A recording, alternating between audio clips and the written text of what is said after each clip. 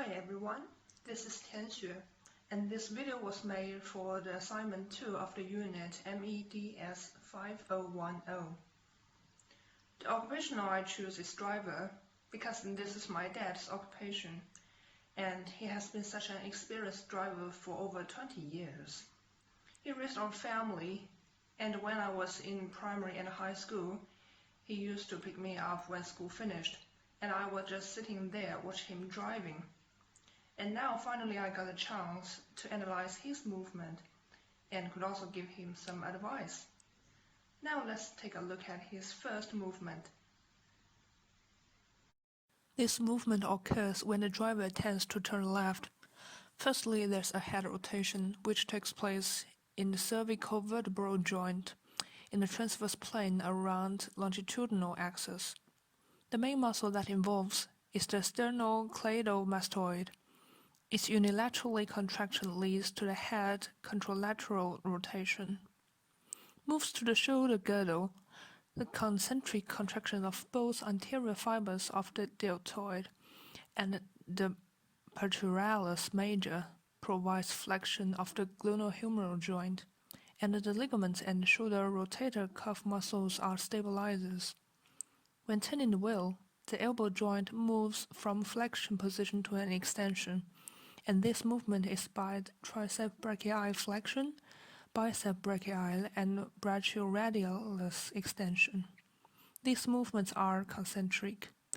Then there's a forearm rotation caused by the pronator teres, but the wrist joint maintains a neutral position with a very slightly radial deviation, and the digits remains a cylindrical grip.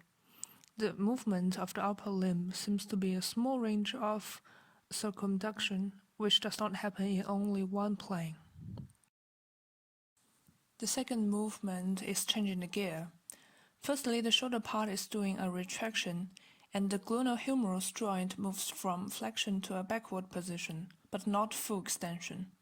As the arm is putting down, the deltoid and the tricep brachii play the role of extenders and are doing an eccentric contraction. The movement of arm takes place in the sagittal plane around the frontal axis. The elbow joint still remains flexion. The prime mover muscle is the brachialis, and as the radial ulnar joint allows the movement of pronation of the forearm, the main involved muscle is pronator teres and pronator quadratus. When the forearm is doing the pronation, the movement occurs in the frontal plane around the sagittal axis. The wrist joint has a slight movement of extension. The muscles involved are extender carpi radialis longus and brevis, and extender carpi ulnaris. This type of movement are concentric, and the wrist extension occurs in the sagittal plane around the frontal axis. When trying to hold the gear, the digits are doing opposition abduction. The main flexor muscle is the flexor digitorum superficialis. The ECRL and ECRB are also the synergist for digits flexion. The last movement usually happens when stopping a car. The lumbar vertical joints and the sacroiliac joint will provide support, and the post-vertebral muscles helps to remain the tongue stable. Based on the sitting position, there are quite a few muscles that involved: the quadriceps, hamstrings, and gluteus muscles. When the hip joint is flexed, the related muscle doing isometric contraction, and the iliopsoas, rectus femoris, sartorius, and adductor longus and brevis. The knee joint remains flexion. The main movement muscle are hamstrings, and they are keeping isometric contraction when sitting as well. The main movement happens in the distal part of the leg.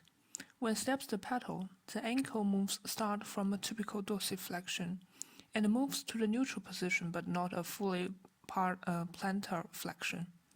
The main muscle doing the concentric contraction and the gastrocnemius, soleus, flexor digitorum longus, and the tibialis posterior. When the foot removes from pedal, the tibialis anterior extensor digitorum longest, extender hallucis longest. Fibrillaris tertius will do eccentric contraction to help with dorsiflexion. This movement occurs in the sagittal plane around the frontal axis. As for driver, the driving position is already designed, and the modifications are limited, but there are still some aspects that should be aware of. In this scenario, the back of the chair was put down, and it seems that the driver will feel comfortable when driving. However, this wrong position may cause the compression of the lumbar discs in the spine, and leads to a chronic low back pain. We can see that the chair was very well designed and quite follows the natural lumbar curve. If we pull up the back straight, it will provide an effective support to the spine, and this change will reduce the pressure on lumbar discs and also reduce the tension of the muscles, such as erector spinae muscles and the transversal spinalis muscles. In the second scenario, the seat is too close to the front, which makes the space quite small and limited. It is hard for a driver to move the leg. Besides, the prolonged flexion of the hip and the knee will cause the continuous tension of the hamstring and the leg muscles, such as gastrocnemius muscles. If we push the seat back, we can see that there is more space for the leg, and the knee extends a little bit. This change will reduce the tension of the leg muscles and also allows the proper movement of the ankle and the foot.